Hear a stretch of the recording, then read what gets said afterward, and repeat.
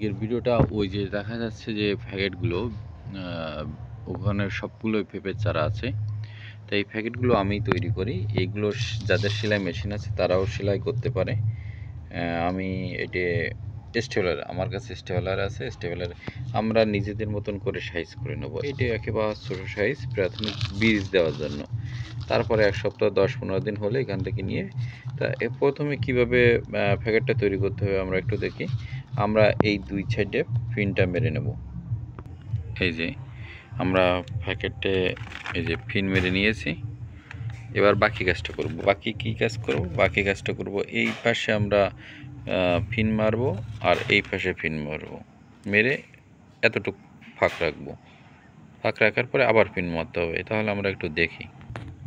এই যে আমরা 2 সাইডে পিন মারলাম।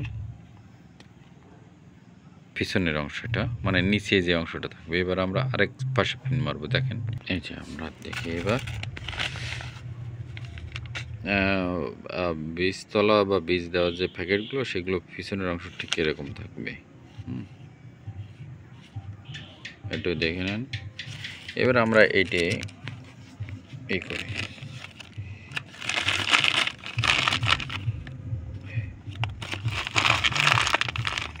এটি আমরা যখন মাটিটা দিব তখন একবার দেখেন কত সুন্দর দেখা যাচ্ছে।